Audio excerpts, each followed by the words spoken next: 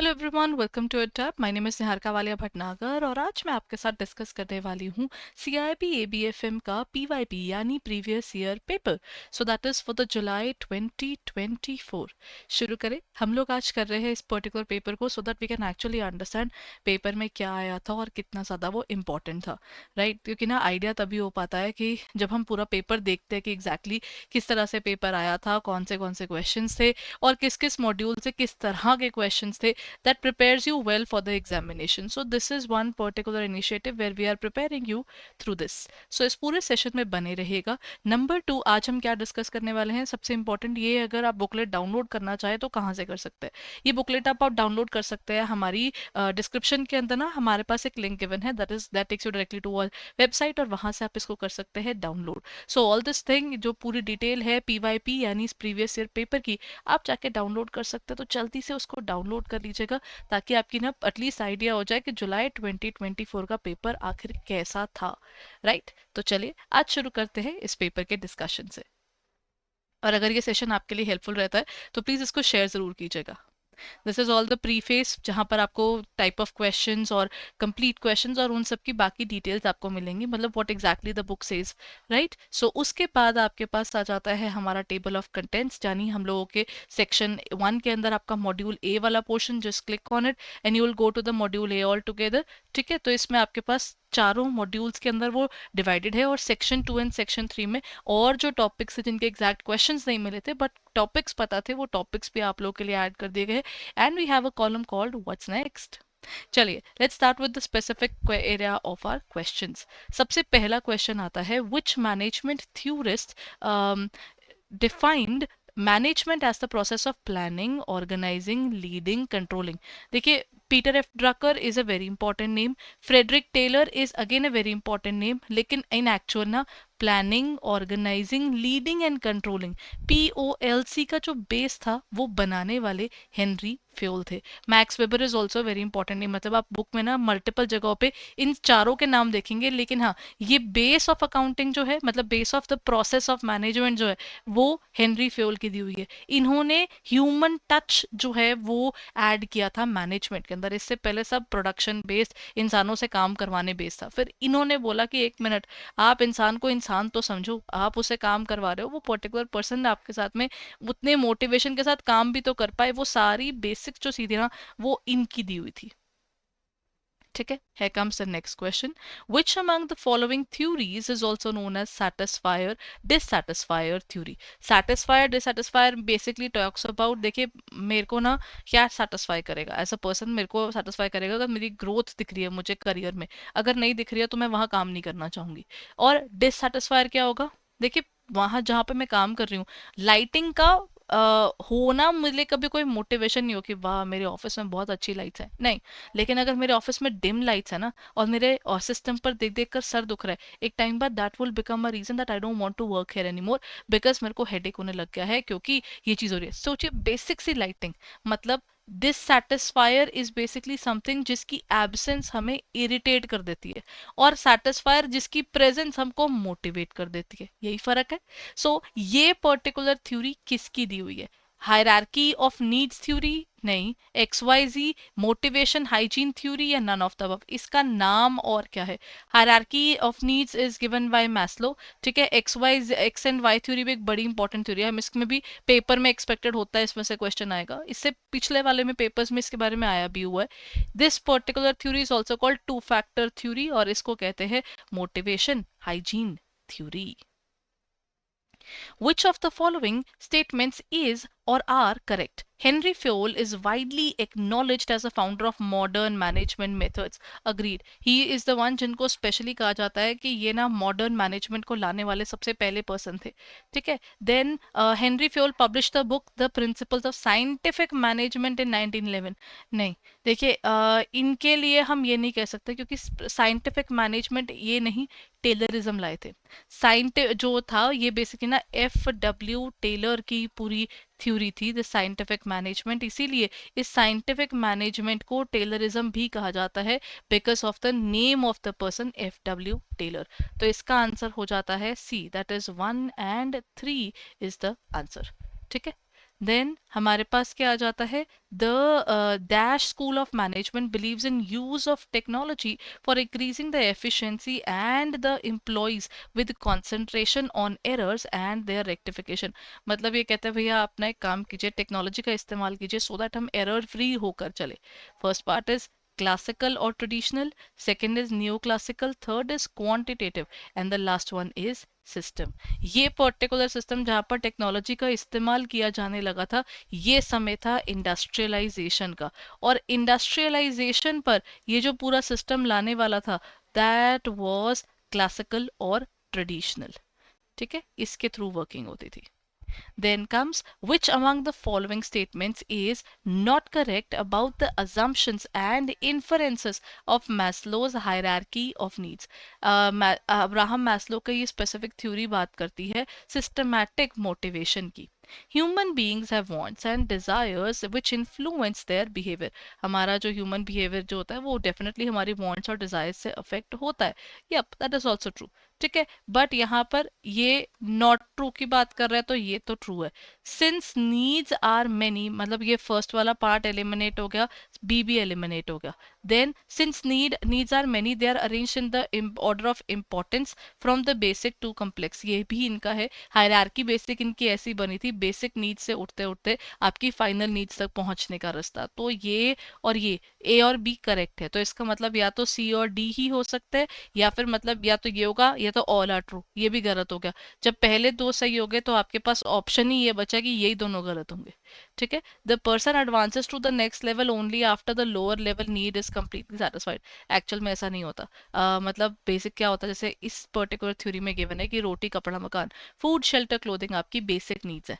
Once these are done then you move towards a social level. ठीक है, then you want, पहले आप safety needs की तरफ जाते हैं कि मेरा बेसिक नीड्स पूरी हो गई है, फिजियोलॉजिकल नीड्स पूरी हो गई हैं, अब मेरे को चाहिए कि जो मेरे को मिल रहा है वो सेफली मेरे को मिलता रहे। But I know many people who are, जो आपको बोलेंगे कि आप देखिए, वैसे तो किसी पर्सन की तरफ मत जाइए, all the people who are living below basic necessities. कितने ऐसे लोग हैं जो ना स्लम्स से निकलकर सीधा रेप्यूटेड ऑर्गेनाइजेशंस के टॉप लेवल पर भी पहुंचे। कैसे पहुंचे वो लोग, क्या था उनके केस में, मतलब उनके पास सेफ्टी नहीं थी, उनके पास सोशल बिलोंगिंगनेस भी नहीं थी, उन लोगों के पास सिर्फ एक बेसिक स्लम वाले एरिया के अंदर रहकर अपनी बेसिक नेसेसिटीज भी पूरी नहीं हो रही थी जहां से उठकर वो निकले। तो ऐसा नहीं होता कि एक लेवल की नीड पूरी होगी तभी वो दूसरे पर जाया जाएगा, वो एम की बात है पर्सन की। once the lower need is satisfied it no longer motivates the behavior। ऐसा भी नहीं हो सकता। सोचिए, मुझे भूख तो रोज ही लगती है, मतलब the cycle is going to continue every single day, right? तो individual focuses on the next level need, not really. Once आपकी लोअर नीड सेटिस्फाई होगी फिर वो मोटिवेट नहीं करती, ऐसा भी नहीं होता, क्योंकि वो बेसिक चीज तो चलती रहती है। कंप्लीटली तो ये सच नहीं है, लेकिन हाँ, इसमें there is basically a loop hole in both the points. Practically ये लिमिटेशंस में आती हैं, क्योंकि यही दो पॉइंट्स ना उनके अगेंस्ट बोले गए थे कि यही दो पॉइंट्स के ऊपर ना हमें सही नहीं लगा था, जहां पर मतलब मैस्लो की हायरार्की थ्योरी में कहीं ना कहीं गलतियां थी, एक पर्टिकुलर आप बोल सकते हैं गैप रह गया था। Why is planning considered as the basis for all other management functions?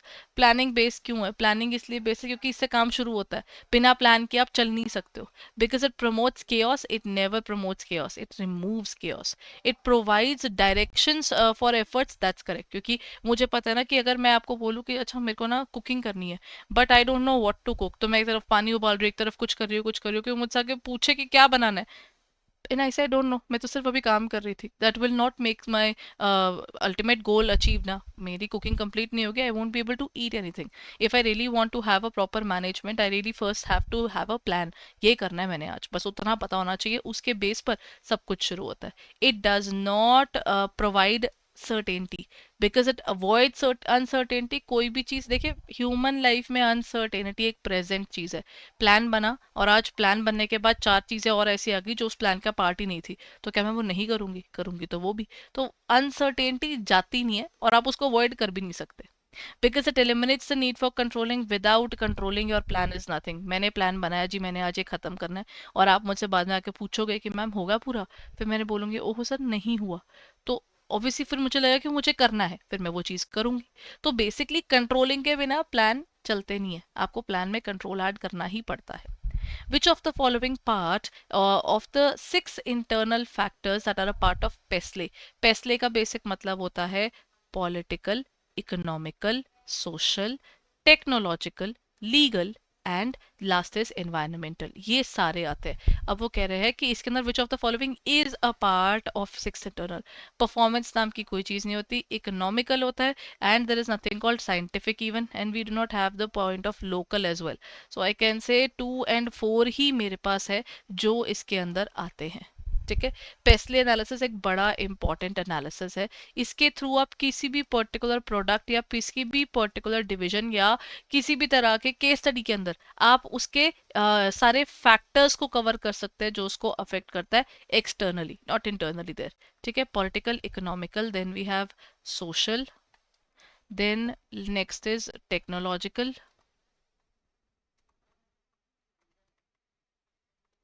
then is legal, and last is environmental. ठीक है जी. ये है इसके सारे points. Then comes the next part. The expression span of management refers to, span of management का basic मतलब होता है the number of people I can handle under me. कितने लोग मैं आराम से अपने नीचे काम कर रहे हैं तो उनको कोई प्रॉब्लम नहीं है, मैं उनको संभाल पा रही हूँ. The scope of manager duties and responsibilities नहीं. Responsibility of manager नहीं. The maximum number of direct subordinates, आप कितने लोग अपने अंडर हैंडल कर सकते हो. जितना बड़ा आपका span of management है उतनी ही आप मैनेजमेंट की टॉप पोजिशंस पर जल्दी पहुंचते हैं. ठीक है. Okay, next question. This is by Kurt Lewin. In Lewin's model of organization change, the process begins with the dash stage where the organization prepares for change, then acknowledging its necessity, significance. The actual transformation occurs in dash stage, requiring time for adjustment and strong leadership. Finally, the dash stage sees the organization returning to stability with employees adapting to and accepting the new changes. This model is often linked to transition ice cream from solid to dash to illustrate structural change. इतनी लंबी line के अंदर ना Kurt ल्यूइन का ना इन्होंने fill in the blanks create कर दिए हैं. इनका बेसिक काम क्या था, पहले ना आपकी जो बुरी आदतें हैं आप उनको करो अनफ्रीज, फिर आप बदलाव लाओ क्योंकि आपने बुरी आदतें छोड़ दी, फिर आप चेंज ले आओ, फिर जो आप चेंज ले आओ उसको कर दो रीफ्रीज, और उसके बाद क्या हो जाएगा, और ये जो आइसक्रीम है वो क्या हो रही है, सॉलिड टू लिक्विड स्टेट में जा रही है क्योंकि पुरानी आदतें आपको छोड़नी पड़ती है तभी होते हैं, आप दूसरी नहीं बना पाते हैं. सो ये कहता है मतलब इतने बड़े क्वेश्चन के अंदर आपको सिर्फ ये याद रखना था कि कर्ट ल्यूविन के वो 4 स्टेप्स के हैं. Everything else was just a hoax just to make you confused, right. अच्छा अब ये क्या है, this is a part of planning there. What does the S in smart goal stands for. देखिए एस का बेसिक मतलब होता है टू बी वेरी स्पेसिफिक. जब आप प्लान बना रहे होते हैं, जब भी आप कोई प्लान बनाए, इट इज़ वेरी इंपॉर्टेंट कि आप ना उसमें स्पेसिफिक हो जाए, मैं इस चीज़ के लिए प्लान बना रहा हूँ. It is not about significance, it is not about being simple और supportive as well. Okay. Question number 11 कहता है which one of the following list the 5 steps involve in management by objectives technique. MBO का basic मतलब क्या होता है, आप management is run by the goals. आप पहले गोल सेट करेंगे और उसके बेस पर चलते हैं. तो ये वाला पॉइंट और ये वाला पॉइंट मुझे तो पहले पहले पॉइंट में ही गड़बड़ दिखी. यहाँ पर कम्युनिकेशन की बात की जा रही है, यहाँ पर इनकरेजिंग की बात की जा रही है. सो जिसमें भी गोल्स होंगे सबसे पहले शुरुआत वहां से होती है. मैनेजमेंट बाय ऑब्जेक्टिव, ऑब्जेक्टिव के बेस पर ऑर्गेनाइजेशन करती है रन. पहले आप गोल सेट करेंगे, फिर दुनिया को बताएंगे पहले कि सीधा उसकी प्रोग्रेस देखने लग जाएंगे. जब दूसरों को पता ही नहीं है उनका गोल क्या है, वो कैसे अचीव कर सकता है. तो पहले आप गोल बनाएंगे, सबको बताएंगे, सब उसके पीछे पीछे भागेंगे और उसको मॉनिटर करना है, आपने इवेलुएट करना है और बाद में लोगों को देने हैं rewards. That is how we define the point of MBO. ठीक है. This is given by Peter Drucker. Then we have सबसे पहले ये अप्लाई किया था जेम्स कार्टर ने यूएस के अंदर. तो ये बड़े इंपॉर्टेंट एरियाज है. Now comes module number B जिसमें हमारे पास आते हैं न्यूमेरिकल क्वेश्चंस. तो सबसे पहला इंपॉर्टेंट जो न्यूमेरिकल था वो था सीएपीएम मॉडल से. An investment firm is evaluating the potential stock investment using the capital asset pricing model. The current risk is 3.5%. The expected return on the market is 12%. Stock leverage beta is 1.8. CAPM model का formula पता है. आप CAPM model में अगर आप बात करते हैं आपके कैपिटल एसेट प्राइसिंग मॉडल के अकॉर्डिंग आपकी जो कॉस्ट ऑफ इक्विटी है वो कितनी है वो निकालनी है आपको. उसका फॉर्मूला होता है, पहले तो आप रिस्क फ्री रेट लिखें, फिर लिखें आपका लीवर्ड बीटा, और फिर आप मार्केट रेट में से ये आर एफ कर दें माइनस। क्या करना है, रिस्क फ्री रेट हमारा कितना था इस क्वेश्चन में गिवन है, हम लोग अगर रिस्क ना उठाएं तो हमको 3.5 तो पक्का पक्का मिल रहा है, और हमारा लेवरेज कितना है, लेवरेज इज 1.8, ये दिख रहा है ना, ये वाला पॉइंट। और मार्केट में अगर आप रिटर्न लेते हैं विद रिस्क तो आपको मिलेगी 12% की, 12 में से आप माइनस कर दीजिए 3.5%। सो ये आपका पूरा फॉर्मूला है, छोटा सा फॉर्मूला है, हमेशा कहती हूँ कि मैं क्लास के अंदर की ये बहुत इंपॉर्टेंट है। सीएपीएम मॉडल जेआईबी में भी है, सीआईबी में भी है, ठीक है, वहां पर एएफएम में था, यहाँ पर एबीएफएम में है। तो this is just an application of a one line formula, कुछ नहीं था ये क्वेश्चन। बहुत लोगों को इसमें प्रॉब्लम आई थी because they were not understanding the question at all. Risk free यानी जिसमें कोई रिस्क इन्वॉल्व नहीं है, जो मार्केट होगी उसमें तो रिस्क होएगा ना, तो मार्केट में से अगर आप बिना रिस्क वाला पोर्शन निकाल दो, जो बचा उसे कहा जाता है रिस्क प्रीमियम, ठीक है। ये विद रिस्क है, ये विदाउट रिस्क है, तो दोनों को माइनस करोगे क्या निकल कर आएगा, रिस्क कितना है, राइट। Next question.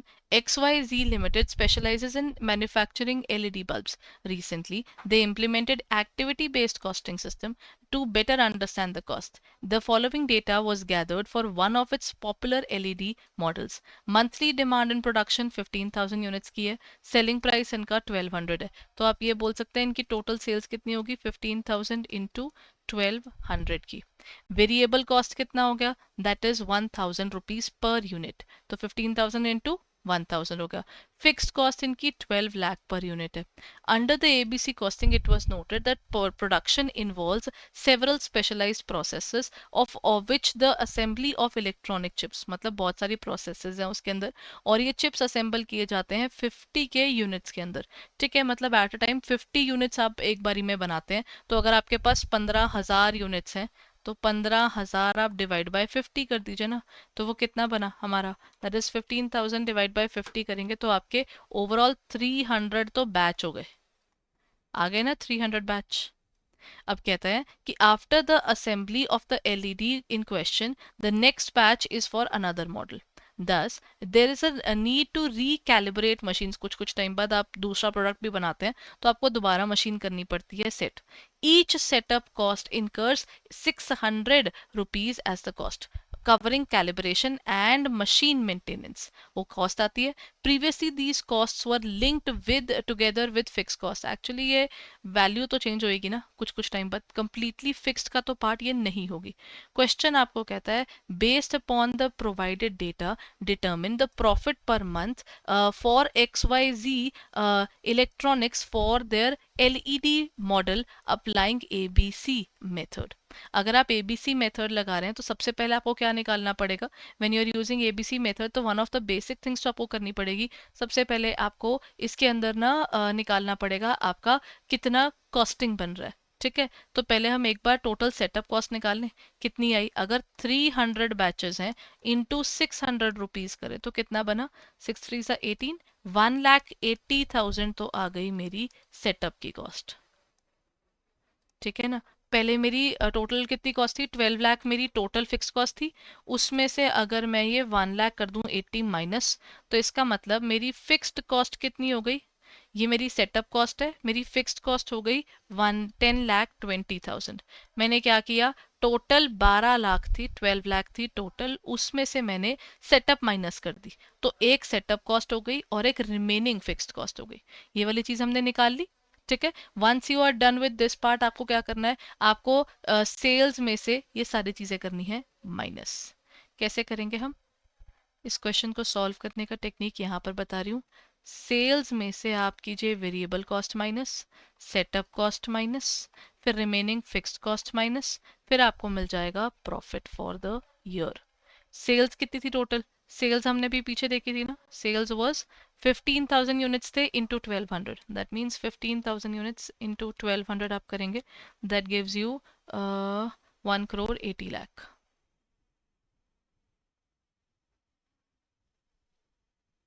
नहीं ज़्यादा ही है उससे भी, ये आपकी टोटल वैल्यूएशन बनकर आ रही है 15,000 यूनिट्स थे ना, 15,000 यूनिट्स, 15,000 से 1200 मल्टीप्लाई करना है ना, वो आ रहा है मेरा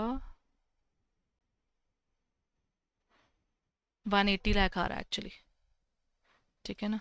इट इज़ बेसिकली 1800, एक्चुअली 000, ये आपकी वैल्यूएशन बन के आ रही है इसकी, ठीक है। आपके पास 1 करोड़ 80 लाख ही आया। फिर उसमें से हमने माइनस क्या कर दी, वेरिएबल कॉस्ट। वेरिएबल कॉस्ट मेरी कितनी आई थी, वेरिएबल कॉस्ट थी 1000 पर यूनिट, तो मतलब 15,000 यूनिट्स थे।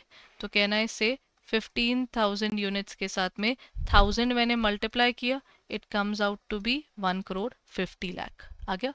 1 करोड़ 80 में से 150 तो आपका वेरिएबल कॉस्ट हो गया। सेटअप कॉस्ट कितनी हो गई, सेटअप थी मेरी 1,80,000 की। फिक्स्ड कॉस्ट कितनी थी, 10,20,000 की। इन सबको माइनस करके जो मेरी अल्टीमेट वैल्यूएशन निकल कर आएगी वो मेरा कहलाता है प्रॉफिट, ठीक है। सारी की सारी चीज़ों को माइनस करने के बाद तो जो भी आपकी कॉस्टिंग है तो वो बनेगी 16,20,000 की। ओके ये बड़ा इंपॉर्टेंट क्वेश्चन था which is the Hillier model, paper में बहुत बार पूछा गया, मैं हमेशा बोलती हुई आई हूँ कि ये बड़ा इंपॉर्टेंट होता है, पेपर में आता है।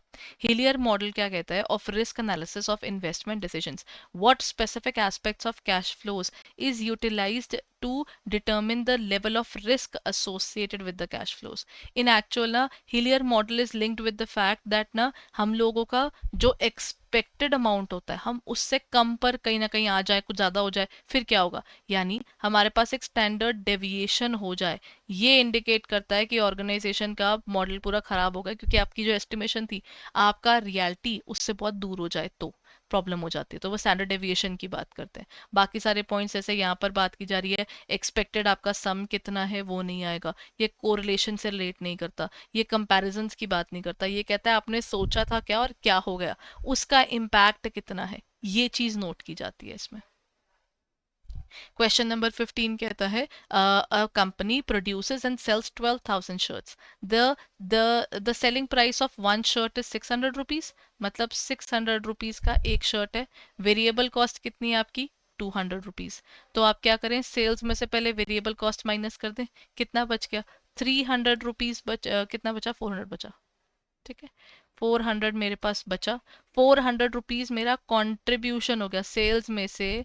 जैसे ही मैं सिर्फ वेरिएबल कॉस्ट माइनस करती हूँ जो बचता है उसे कंट्रीब्यूशन कहते हैं, और कंट्रीब्यूशन को आप मल्टीप्लाई कर दीजिए आपकी पर यूनिट से, कितने आ गए, तो आपके पास पर यूनिट 400 था, 12 फोर सा 48 आ गया, दिस गिव्स 48 लाख रुपीज आपका कंट्रीब्यूशन आ रहा है टोटल।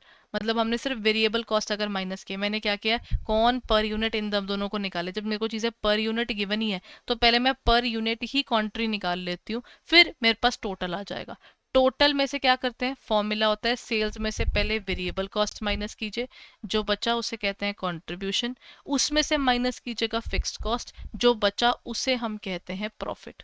इसी बेसिस पर आपको यहाँ करना है। आप 48 लाख में से क्या माइनस कर दीजिए, यहाँ पर 25,50,000 को माइनस कर दीजिए, ठीक है। So technically this is 48 lakh में से आप माइनस कर दीजिए 28,50,000 को, और आपकी 25,50,000 को, the value comes out to be overall आपके पास आएगी, दिस इज 22,50,123।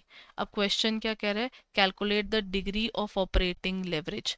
ऑपरेटिंग लेवरेज जो होता है ना, also if the sales up by 10% then compute the impact. अगर आपको ये निकालना ना, सबसे पहले तो ना ऑपरेटिंग लेवरेज का फॉर्मूला होता है country divided by EBIT। Contribution आपका कितना आ रहा था, सेल्स में से वेरिएबल कॉस्ट माइनस की, तो हम 48 लाख पर थे, तो ये 48 लाख रुपीज पर हम थे, दैट इज योर कंट्रीब्यूशन। और आपकी earning before interest and tax होती है ये, इसमें से भी ना तो इंटरेस्ट माइनस हुआ है ना टैक्स माइनस हुआ है। दिस इज 25 कितना था, 22,50,000 कितना आ गया हमारा, दिस गिव्स मी 2.13। पेपर में एक ही तो पॉइंट था जो 2.13 से मैच कर रहा है, तो आपका पॉइंट तो यहीं पर क्लियर हो गया, ठीक है। और ये the compute the impact in EBIT, इसमें चेंज नोट करना है, ठीक है। आपका जो चेंज वाले पॉइंट होता है वो इसके अंदर निकाला जाता है, change in sales divided by, क्योंकि सेल्स आपकी 10% से अप जा रही हैं, आपका EBIT कितना इम्पैक्ट हो जाएगा, फिर आपको पूरा निकालना पड़ेगा। मतलब आप पहले तो अपनी सेलिंग जो सेल्स है इसको इंक्रीज कीजिए, और डिवाइड आप करेंगे इसको इसके इम्पैक्ट को नोट करने के लिए आपको क्या करना है इसमें ना, बेसिकली अगर क्वेश्चन में कुछ भी ना समझ आए तो this is the safest option to do, कि आप ना पहले उसको इसी को निकाल लो और आपका इसी से आंसर निकल आएगा। ठीक है, सो एक ये वाला तो मेजर पॉइंट हमारा हो गया। जो हमारे पास ईबीआईटी वाला पॉइंट होता है ना, वो बेसिकली हम लोग क्या करते हैं, हम लोग ना चेंज इन ईबीआईटी को नोट करते होते हैं divided by change in sales से। ये हमारा होता है डिग्री ऑफ ऑपरेटिंग लेवरेज। इसी फॉर्मूला को हमने यूज़ किया है, बस क्योंकि हमें लेवरेज मिल गई, एक बार ये निकल गया, फिर हम इस पॉइंट को आराम से निकाल सकते हैं, क्योंकि आपने सिर्फ मल्टीप्लाई करना है। आपको डिग्री ऑफ ऑपरेटिंग लेवरेज निकल गया 2.13, और चेंज इन सेल्स आपको पता है वो कितना है, वो है 10%। तो 21.3 को आप मल्टीप्लाई करेंगे तो उसके बाद आपकी वैल्यूएशन निकल कर आएगी उसकी फर्दर। ठीक है, सो ये आपके पास, आपको पूरा पहले चेंज निकालना पड़ेगा, चेंज में कितना आया है, और उसकी वैल्यूएशन यूज करते हैं ये। डन। अब आया next point, what can be inferred about the project with profitability index greater than 1। अगर प्रॉफिटेबिलिटी ग्रेटर देन 1 है, इसका मतलब आपके पास ना जो आपके एनपीवी नेट प्रेजेंट वैल्यू को हम यूज करने के हिसाब से जो प्रेजेंट वैल्यू ऑफ इनफ्लोज है वो हमारी ज्यादा है as compare to initial amount. अगर वन मोर देन वन है ना, फिर तो आप पक्का उठाइए। ये इसका बेसिक पॉइंट है। अब इसका आंसर क्या कहता है, profitability index being greater than 1 signifies कि हम फ्यूचर में ज्यादा कमाएंगे एज कंपेयर टू हमारी इनिशियल अमाउंट। ये हमेशा बेटर होता है। Then question number 17, following information is given. आपके पास इन्वेस्टमेंट दी हुई है, beginning of the year 5 lakh थी, provided profit before depreciation is 2 lakh, depreciation आपकी 1 लाख है, calculate the accounting rate of return. Accounting rate of return का फॉर्मूला क्या होता है, आप लीजिए आपका प्रॉफिट डिवाइड उसको किससे करेंगे, इनिशियल इन्वेस्टमेंट से। अगर क्वेश्चन बताता है तो हम एवरेज भी लेते हैं उसको, क्योंकि इसमें आपको ये नहीं बताना कि आपका क्लोजिंग में वैल्यूएशन कितनी थी, तो हम मानेंगे ये इनिशियल इन्वेस्टमेंट की ही बात कर रहा है। तो हमें प्रॉफिट क्या दिया हुआ है, प्रॉफिट बिफोर डेप्रिसिएशन हम 2 लाख पर हैं, और डेप्रिसिएशन लगी है 1 लाख की। आपको एक्चुअल नेट प्रॉफिट चाहिए, इसमें ना हम लोग ये बिफोर डेप्रिसिएशन वगैरह वाली चीज़ नहीं उठाते। तो आप बोलेंगे 2 लाख में से 1 लाख हमने कर दिया माइनस, और डिवाइड हम किससे करेंगे, इनिशियल इन्वेस्टमेंट कितनी थी 5 लाख से। सो 1 लाख डिवाइडेड बाय 5 लाख करेंगे तो आपकी वैल्यूएशन आ जाएगी 20%। Accounting rate of return is a very important formula, और पेपर में ये हमेशा पूछा ही जाता है। पिछले कुछ टाइम से तो ये हर बार ही आया। इसके साथ में हमेशा पूछा जाने वाला टॉपिक एक ये भी है, उसे कहते हैं पे बैक पीरियड मेथड। यहाँ पर पे बैक पीरियड मेथड का बेसिक मतलब होता है कितने समय में आप अपना पैसा रिकवर कर लेते हैं। Payback period takes time value of money in account. Payback period method identifies the period in which initial investment in the project is fully recovered. The shorter the period of recovery of initial investment, the lesser the risk and the better the probability of earning. Payback period ignores the cash flow beyond the payback period, hence ignores profit aspect. ये तो fact है कि वो उसके बाद का देखता ही नहीं है। पेबैक पीरियड आपका टाइम वैल्यू ऑफ मनी को नहीं लेता, डिस्काउंटेड पे बैक लेता है। तो इसका आंसर हो जाता है ए। देन आपका आ जाता है dash refers to the investment in the foreign securities which can take various forms such as treasury bills, mutual funds, equities and more. ये कौन सा होगा, इंटरनेशनल पोर्टफोलियो, क्योंकि फॉरेन सिक्योरिटी की बात आ गई ना, तो इसमें हम लोग इंडिविजुअल नहीं आ सकता। एफडीआई भी आ सकता है, लेकिन एफडीआई वाला पॉइंट इज डायरेक्टली उसमें जाके इन्वेस्ट करना, किसी ऑर्गेनाइजेशन के थ्रू नहीं। तो यहाँ पर हम पैसे को मल्टीपल जगह बांट कर चलते हैं कि हमें लॉसेज ना हो, तो वो आपका पोर्टफोलियो इन्वेस्टमेंट कहलाता है। अब आता है degree of total leverage, combined leverage जिसे कहा जाता है। कंबाइंड लेवरेज कैसे बनती है, आप ना ऑपरेटिंग और फाइनेंशियल दोनों को इकट्ठा लिखकर मल्टीप्लाई कर देते हैं। सो हम ये कह सकते हैं कि DTL कैसे निकलता है, DTL degree of combined leverage कैसे निकलता है, operating leverage multiplied by financial leverage. ये आपका आता है कंट्री डिवाइडेड बाय EBIT, और ये होता है EBIT upon EBT, earning before interest and tax. तो अब यहाँ पर इसको जब आप बनाए लिखेंगे मल्टीप्लाई करके, तो EBIT कट हो जाएगा, तो फॉर्मूला आएगा कंट्री डिवाइड बाय EBT। तो ये इसका फॉर्मूला होता है। ठीक है, इसे हम कहते हैं कंबाइंड लेवरेज या टोटल लेवरेज, दोनों लेवरेज को हम कंसिडर करते हैं इसमें। Then if the fixed cost of the business activity exceeds the variable cost, अगर आपकी fixed cost ज़्यादा हो गई है during the same period, the business is said to have high, कौन सा, financial, operational efficiency, operating leverage या market leverage. देखिए ऑपरेटिंग लेवरेज एक ऐसा एरिया जो कहता है कि ना बस किसी तरीके से हमारी फिक्स्ड कॉस्ट हम इज्जत से अच्छे से कवर कर दें. हम चाहते हैं कि हम इतना अच्छा कमाएं अपने प्रेजेंट स्केल ऑफ ऑपरेशंस पे कि ना हमारी ये फिक्स्ड कॉस्ट एक प्रॉब्लम ना रहे. अब यहाँ पर क्या हो रहा है, फिक्स्ड कॉस्ट हमारी ज्यादा चल रही है, तो ये ऑपरेटिंग लेवरेज देखता है.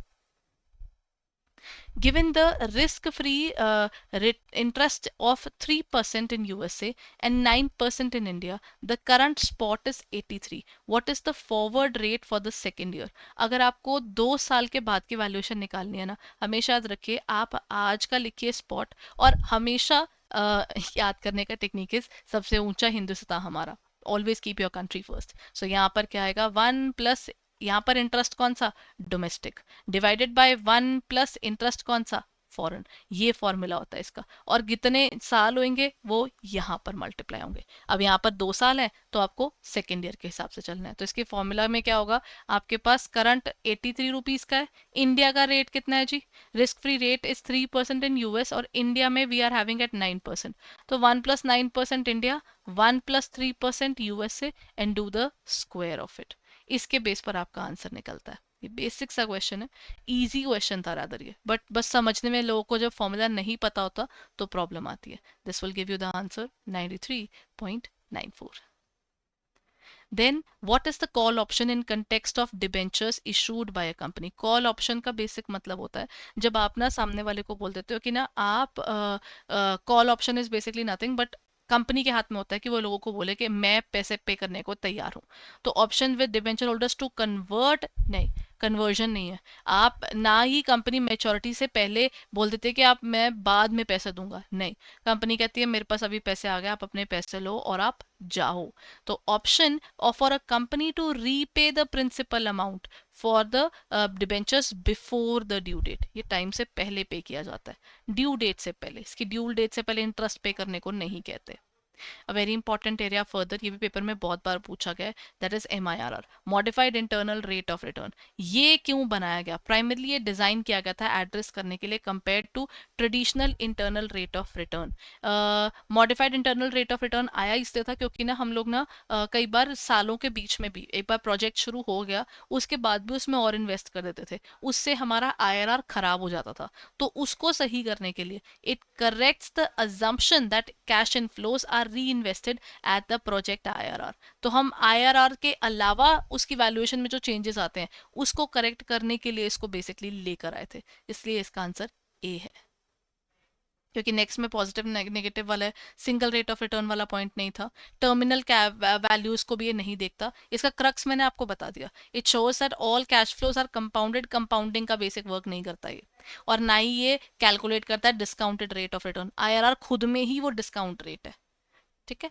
Then interest coverage ratio, interest coverage ratio company का ये बताती है कि कंपनी की पास में कितना है, मतलब ये बोलते हैं कि कंपनी के पास इतनी वैल्यू है कि वो अपनी पेमेंट आराम से निकाल सकता है कि नहीं निकाल सकता. इंटरेस्ट कवरेज रेशो उस चीज को कवर करता है कि कंपनी के पास इतनी एबिलिटी है कि वो अपने इंटरेस्ट को कवर कर पाए फ्रॉम देयर अर्निंग्स. इसका बेसिक पर्पस ये है. The amount of interest expenses, जो इंटरेस्ट एक्सपेंस को नहीं देखता, ये इंटरेस्ट कितना कवर करते हैं उसको देखता है. तो ये डेट की बात नहीं है, EPS की बात नहीं है. Module C, what kind of merger takes place when two companies whose lines of business are completely unrelated. देखिए अगर related होती हैं तो congeneric होती हैं, अगर unrelated होती हैं तो कॉन्ग्लोमरेट होती हैं. हॉरिजॉन्टल मतलब दोनों एक जैसी कंपनी है तो इकट्ठी हो रही हैं. वर्टिकल यानी एक सप्लायर है एक बायर है, वो दोनों एक हो जाएं तो वो आपके वर्टिकल में आते हैं. और अमेलगमेशन इज दो कंपनीज जो पहले ए थी और बी थी, दोनों मिलकर अब AB बन गई. काइंड्स ऑफ मर्जर पेपर में ऑलमोस्ट हर बार पूछा गया. इसके डिफेंस मैकेनिज्म और ये तो हमेशा ही आ रहे हैं पेपर में, अभी पिछले कुछ सालों में इन्होंने कोई भी टाइम छोड़ा नहीं है जहां पर मर्जर को ऐसे उन्होंने ना कवर किया. In the context of discounted cash flow valuation, which model use the weighted average cost of capital? WACC का एक्चुअल इस्तेमाल कौन करता है? WACC इज बेसिकली आप ना मानते हैं कि एक तो प्रेफरेंस शेयर्स भी हैं, इक्विटी कैपिटल भी है, डेट भी है, और तीनों की एवरेज निकालिए। ये कोई मतलब नहीं होता तीनों का इकट्ठा करके प्लस करके डिवाइड कर दिया। हर एक का वेट अलग है। इक्विटी बहुत महंगी पड़ती है, उसकी वेटेज डिफरेंट होगी, प्रेफरेंस की वेट डिफरेंट होगा, तो वेट को पिक करना is covered under enterprise discounted cash flow model. It is not covered under adjusted price या फिर इक्विटी वाला कोई पॉइंट ही नहीं एक्चुअली, और इकोनॉमिक प्रॉफिट मॉडल भी यहाँ पर नहीं आएगा। एंटरप्राइज पूरी ऑर्गेनाइजेशन में क्या क्या है वो उसको निकालता है। ये भी पेपर में पूछे जाने वाले बहुत इंपॉर्टेंट क्वेश्चन है।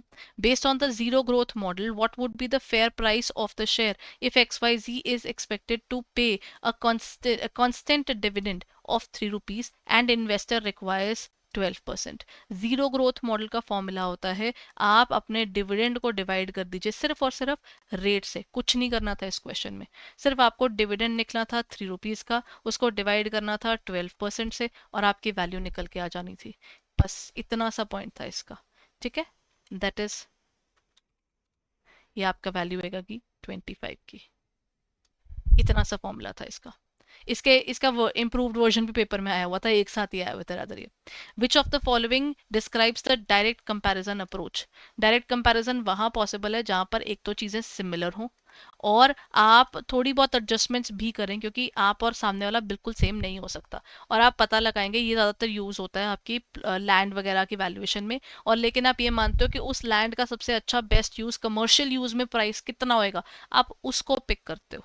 ठीक है, सो जब आप इसकी बात करते हो, इसमें क्या होता है, it is based on the principle of substitution where the buyer will not pay for more than the comparable property. Comparable यानी कंपैरिजन आप करेंगे अपने आप को दूसरी कंपनी के साथ में, और एडजस्ट करेंगे अपनी वैल्यूएशंस को। मिनिमल एडजस्टमेंट के साथ में आप बोलेंगे ये वैल्यूएशन हम पिक करने वाले हैं। तो हाईएस्ट एंड बेस्ट यूज वाला भी पॉइंट लेते, लेकिन यहाँ पर प्रॉब्लम आ गई, इंट्रिंसिक वैल्यू पे चला गया। इंट्रिंसिक वैल्यू की बात नहीं करता ये, और प्रिंसिपल ऑफ मार्केट डोमिनेंस की भी बात नहीं हो रही। डायरेक्ट कंपैरिजन है, कंपेयर कर रहे हो आप एक दूसरे को। ठीक है, तो ये आपके डोमिनेंट कस्टमर्स कंपटीटर्स को नहीं, आप अपना सिमिलर देखोगे ना, अपने से बेहतर से आप वैल्यू करने बैठोगे, कंपेयर करोगे, कुछ नहीं निकलने वाला। प्रिंसिपल ऑफ रेवेन्यू जनरेशन भी यहाँ पर नहीं है। Then what is the poison put? ये आ गया आपका again the point of merger. Poison put of an anti hostile takeover defence. सामने वाली कंपनी आपको खाने की कोशिश कर रही है, मारने की कोशिश कर रही है, आप खुद को बचाने के लिए क्या करोगे? जब आप इसके आंसर की बात करते हो, इसमें हमारे पास ये 4 ऑप्शंस है। It involves the target company issuing stock options that can B purchased before they mature. नहीं, पॉइजन पुट इज बेसिकली आप अपनी कंपनी को अनअट्रैक्टिव बना लेते हो। आप ना क्या करते हो, it is a pre offer defence. आप उससे पहले क्या करते हो, कंपनी ना अपने आप को अनअट्रैक्टिव कैसे बनाएगा, जी ले लो बड़े सारे लोन, ताकि दुनिया ना हमारी कंपनी को देखकर बोले कि अरे इसको तो बहुत सारे लोन है, क्या करना है इस कंपनी को परचेज करके। If the company issues redeemable bonds that can be purchased before they mature, similar to poison pill tactic. You made your company unattractive, सामने वाला कहता है बहुत लोन्स है मैंने नहीं खरीदनी, तो ये प्री ऑफर, ऑफर आने से पहले की बात है। ठीक है, ये हॉस्टाइल बिडर्स से बचने की चीज है, तो ये लेस अट्रैक्टिव वाला पॉइंट नहीं है। आप लोन ही लेते हो, डेट को रिस्ट्रक्चर नहीं करते हो और इशू कर देते हो, तो ये वाला पॉइंट गलत है। और शेयर होल्डर्स की तरफ भी आप नहीं करते हो, क्योंकि शेयर होल्डर्स बढ़ जाएंगे कुछ फर्क नहीं पड़ता, आप अपनी कंपनी को ही अनअट्रैक्टिव बनाते हो। अच्छा, ये वाला question was based upon dividend growth model. XYZ is expected to declare a dividend of 7 per share 1 year from now. The dividend payment are expected to grow 4% per annum. If an investor needs a 10% on the return, what would be the fair price for the share of investor? Price क्या होगा?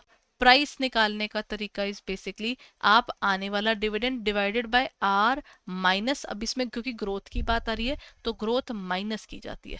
आज के बाद आपका जो dividend है वो ₹7 का होगा। ठीक है, आपका जो रेट है, ये पीछे वाला हमने जीरो ग्रोथ मॉडल क्या था, उसमें कोई ग्रोथ ही नहीं थी। इसमें क्योंकि ग्रोथ इन्वॉल्व है, तो आप क्या करोगे, आपका रेट में से आप ग्रोथ माइनस कर दोगे। तो 7 divide by 10 minus 4%, that will give you the intrinsic value, हमारे शेयर की वैल्यू निकल आएगी इसके थ्रू।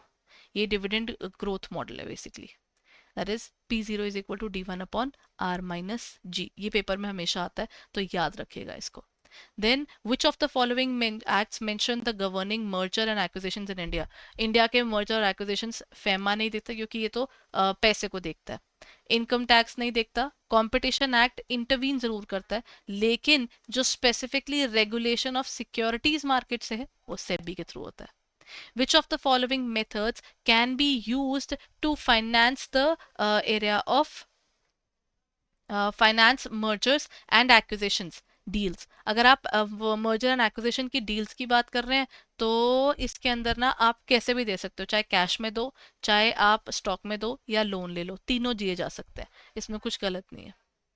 ठीक है। Then which of the following is primarily needed in terms of valuation of a company in context of the merger and acquisitions? किसी भी company को आपने वैल्यू करना है ना, कुछ चीजें आपके लिए एक्चुअली इंपॉर्टेंट है, क्योंकि आपको मोस्ट अप्रोप्रिएट चूज करना है तो फेयर वैल्यू है, अदरवाइज बुक वैल्यू भी चाहिए होती है उसकी। ठीक है, बट हम फेयर वैल्यू को मेन मानते हैं क्योंकि इसी के बेस पर हम अपनी वैल्यूएशन करते हैं। Then a convertible bond with the par value of 500 rupees is sold for 520। आपका कन्वर्जन प्राइस निकालना है अगर रेशो दी हुई है 20 की। क्वेश्चन कहता है हम कन्वर्ट कर रहे हैं बॉन्ड को, तो इसका फॉर्मूला क्या होता है कन्वर्जन प्राइस निकालने का? आपकी पार वैल्यू को किससे डिवाइड करना है आपने? कन्वर्जन की रेशो से। इतना सा क्वेश्चन था, कुछ नहीं करना था आपको, 500 से सिर्फ 20 को डिवाइड करना था, आपका आंसर था 25 और आंसर खत्म था। इसको बोलते हैं कन्वर्जन प्राइस। मतलब आप डिबेंचर को कन्वर्ट कर रहे हो इक्विटी में, कहते हो उसकी वैल्यूएशन कैसे निकालोगे? कहते हैं सिंपल है, जितनी पार वैल्यू उसकी थी डिवाइड बाय जितने शेयर मिलेंगे उसके बदले डिवाइड कर दीजिए, दैट्स इट। ये पेपर में पूछा गया एक बड़ा इंपॉर्टेंट टॉपिक है मेजनाइन, ये कई बार पूछा गया।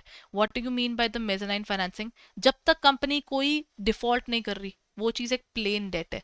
जिस दिन कंपनी ने डेट गलती कर दी, वो डेट इक्विटी में कन्वर्ट हो जाएगा, इसीलिए इसको हाइब्रिड कहा जाता है। ठीक है, ये डेट नहीं है, ये इक्विटी नहीं है, ना ये वेंचर कैपिटल है।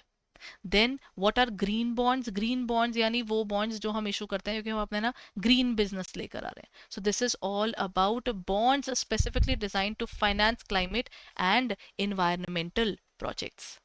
एसपीएसी पेपर में पूछा जाने वाला सबसे ज्यादा टॉपिक होता है एसपीएसी, यानी मैंने ना एक कंपनी को बोला है कि आप मेरी ना कॉम्पिटिटर को बाय करके लाओ, इसीलिए इसे कहा जाता है स्पेशल पर्पस एक्विजिशन कंपनी। दूसरी कंपनी को बाय करने के लिए ही पैदा हुई है। अब याद रखिएगा, अगर ये उस पर्टिकुलर टाइम पीरियड में सामने वाले को बाय नहीं कर पाया, ये खत्म करनी पड़ जाएगी, क्योंकि कंट्रीज में ये अलाउड नहीं है। इंडिया में तो वैसे ही अलाउड नहीं है, यूएसए में ये बन जाती हैं, दूसरी कंपनी को बाय करके ये फिजल आउट हो जाती हैं, बट अगर पकड़े जाए तो इनको भी अलाउड नहीं है। और ये वाला इसका पॉइंट है कि ये ब्लैंक चेक है। ठीक है, इनको ब्लैंक चेक कंपनीज भी कहा जाता है, क्योंकि यहाँ पर पॉइंट कह रहा है कि ये इनकरेक्ट है। तो if the acquisition is not made with in 1 year, 1 year नहीं, 24 मंथ्स का टाइम होता है बेसिकली, एक पर्टिकुलर स्टिपुलेटेड टाइम है, उसके अंदर अगर आपने सामने वाली कंपनी को बाय कर लिया, वरना आपकी आईपीओ खत्म करो, मतलब आपने जो इनिशियल पब्लिक ऑफर लोगों से पैसा लिया था वो वापस करो, एसपीएससी को खत्म करो, and end of the game. ये वाली चीज होती है, लेकिन वो 1 ईयर नहीं है time. Then what are the two main advantages of AI hub? AI hub का बेसिकली फायदा ये है कि आपके पास सारी चीजें ना इन्फॉर्मेशन एक ही जगह पर आ जाती है। यही चीज यहाँ पर कहता है कि इट ऑफर्स फ्री ट्रेनिंग, ये फ्री ट्रेनिंग नहीं प्रोवाइड करवाता। It provides high quality machine learning, हाँ गूगल टीम्स की बनाई हुई जो हमारी मशीन लर्निंग है वो सारा इसके होता है। Then it includes collecting of AI hardware software for developers to use their work, नहीं, इसका basic working is high quality की मशीन लर्निंग आपको ये हेल्प करता है ताकि कंपनीज ना अपने लिए अपने हिसाब से अपने बिजनेस के ऊपर वर्क कर पाए थ्रू दिस एआई। एआई के थ्रू ना आप अपना डेटा कंप्यूट कर पाओ, अच्छे से रख पाओ, सेव कर पाओ, वो हब्स का ये बेनिफिट हो जाता है। Which of the following best describes redeemable preference share? Redeemable यानी जिसके पैसे आए हैं आपको पैसे वापस भी करने हैं। तो शेयर होल्डर जो फिक्स डिविडेंड की बात कर रहे हैं, नहीं, ये तो पैसे वापस, रिडीम का मतलब होता है पैसे वापस करना। These shares are issued under one condition that the companies will redeem, ये आ गया ना पॉइंट रिडीम का, कोर वर्ड यही तो था, रिडेम्पशन की बात यही तो कर रहा है, बाकी तो गारंटी की बात कर रहे हैं, या फिर the shares are converted into ordinary, नहीं, इसका answer is redemption.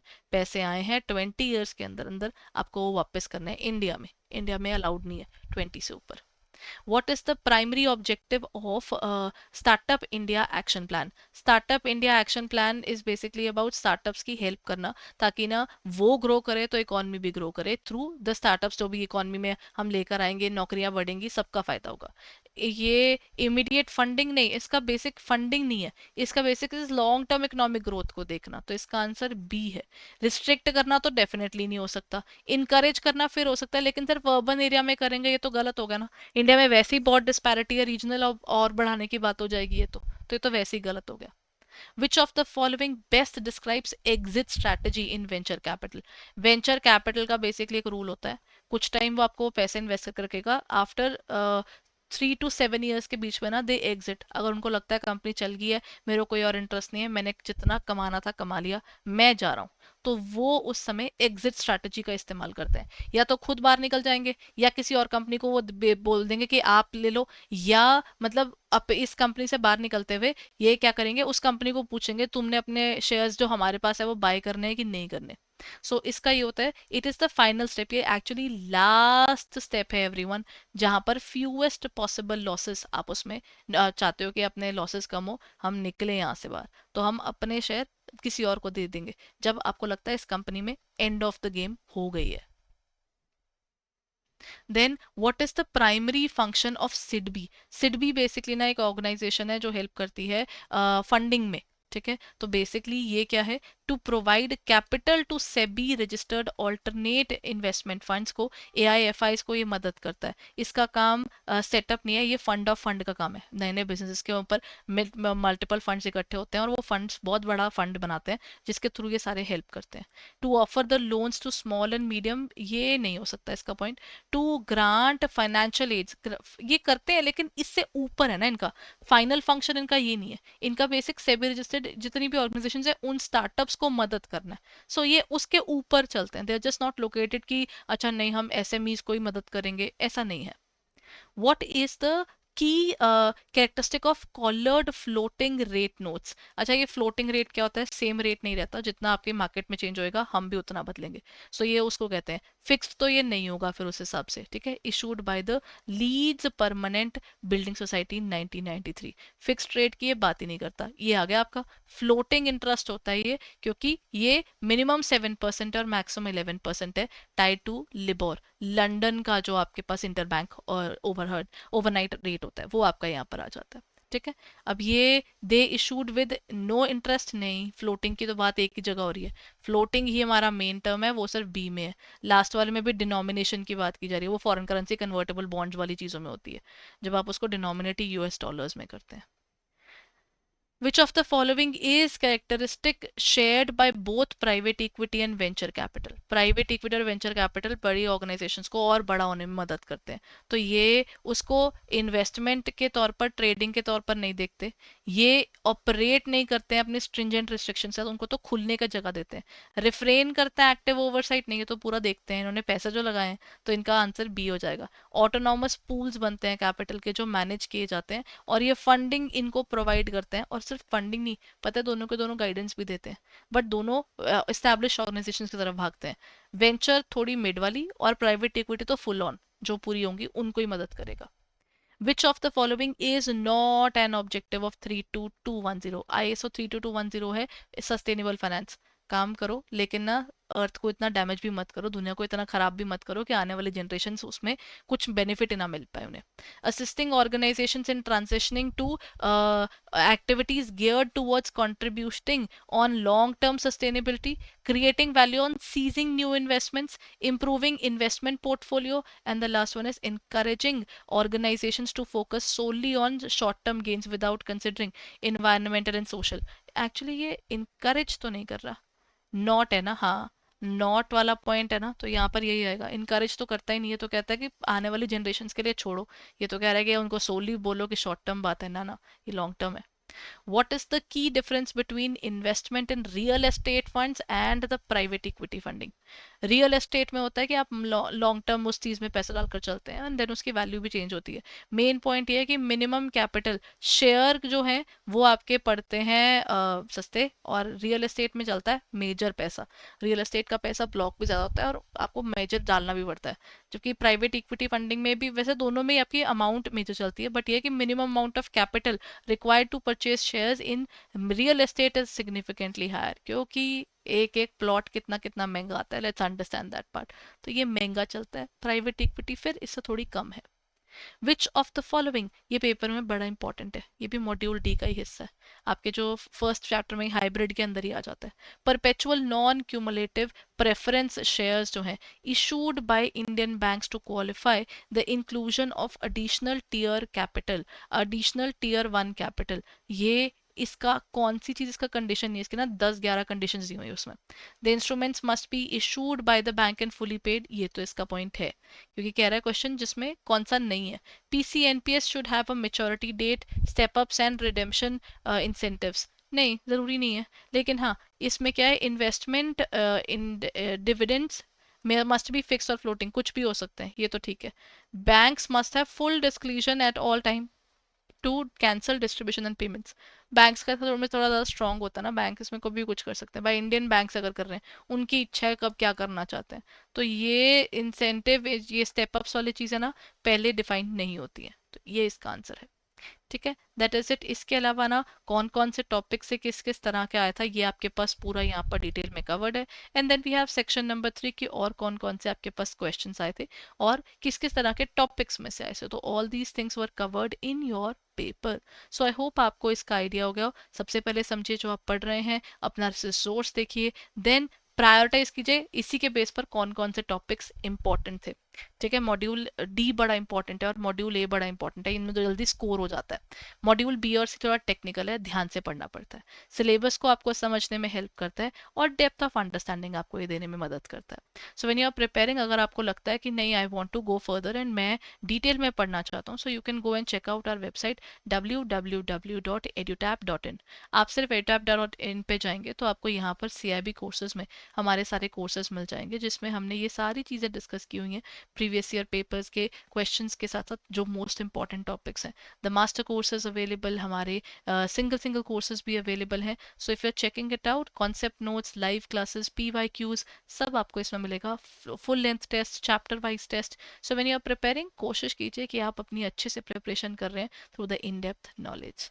This is me Niharika Walia Bhatnagar signing off everyone. मैं आपको मिलती हूँ अगले सेशन में। अगर ये सेशन आपके लिए हेल्पफुल था तो इसको लाइक ज़रूर कीजिएगा और चैनल को सब्सक्राइब कर दीजिएगा एंड इस सेशन को शेयर भी कीजिएगा। Thank you so much everyone, bye bye and take care.